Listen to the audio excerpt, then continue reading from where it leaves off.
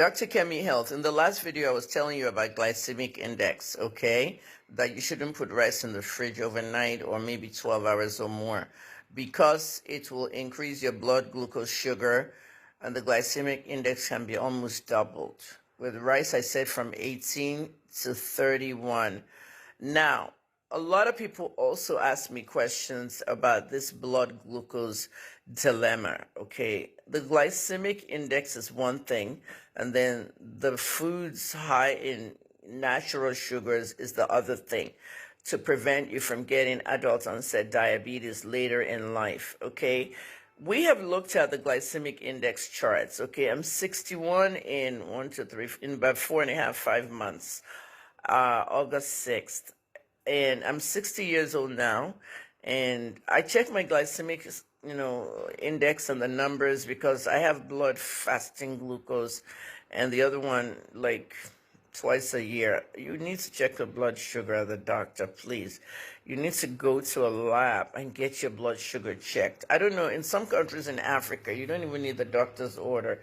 You can walk into those labs. I saw them in Togo, Ghana. I don't know about Nigeria, but they have like standalone labs and things that you can actually go in and get all your labs done. In Ghana, they're pushing prostate because of the guys. The guys are not getting their PSA done, and by the time they're 45, they've been diagnosed with prostate cancer. So back to glycemic index. To get an accurate glycemic index, like I said, go and get your blood sugar checked at least twice a year. You need to know what causes it to rise. Oh God, my speech this morning is so twisted. I'm really tired, please.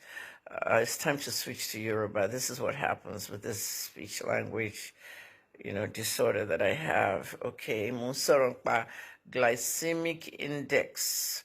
Okay, information might determine boya you need diabetes or boya you might need diabetes later on. In the previous video, most suffering by blood sugar and glycemic index. When it came out warm rice after 12 hours, it done. Like, tebasik rice in the fridge, that is stored. After later or the next day, glycemic index you must shoot up from 18 to approximately 31. So, and last time I rice and carbohydrates, or then got the fridge and shit, well, rice and got more sunny and video before this one. I'm trying to speak in English. God, I struggle. So, the conversation really is about how accurate is your glycemic index. All right, let me try English again. You don't know what I'm going through, people. The speech language disorder thing is really bothering me.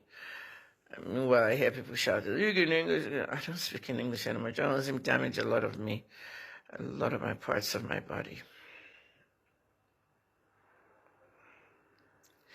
Okay, so the glycemic index charts, okay, can only give one value. And what you need to know is the variations and what makes them, that. Number one, when you're ripening things, okay, notice that if you have green banana, right, some people cook with green banana all the time. South people, I notice they put it in their soups, their pepper soup.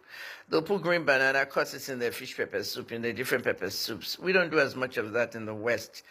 But if you're cooking with green banana, you know that they're full of starch. They're not sweet and, they're more salty, blah, blah, blah.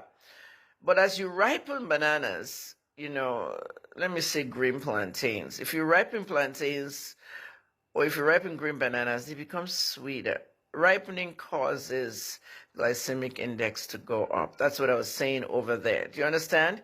Cooking methods. Some people will cook certain things, and if you cook it, overcook it, the glycemic index might go up in your body because you ate it that way. Let me give you a good typical example. You might not understand it, but those of you in America and foreign countries will understand.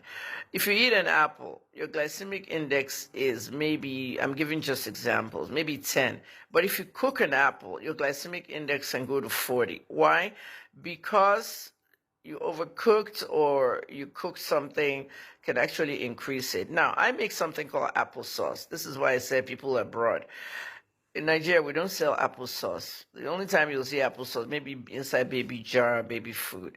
But a lot of people abroad eat applesauce with meals. Like if you make pork chops, you have applesauce on the side. It's just a side dish. When I'm making applesauce, I cook my apple all the way till it's softness, and then I mash it together, add cinnamon and pretty much sugar, maybe a little bit of sugar, maybe not. But let's say we don't add the sugar, we just add the cinnamon, the applesauce is ready. The glycemic index in the body will go up when you cook something and you overcook. So cooking also affects it. Processing of foods also affects your glycemic index, okay?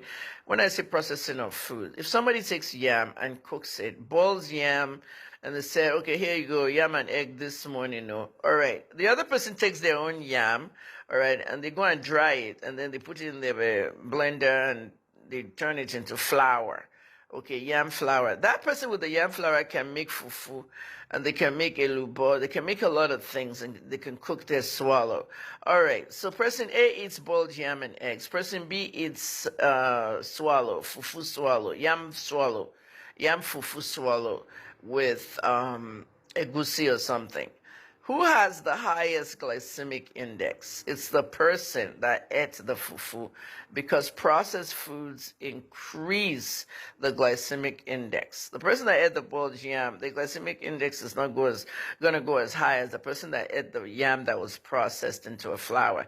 So another thing you have to think about is processed foods.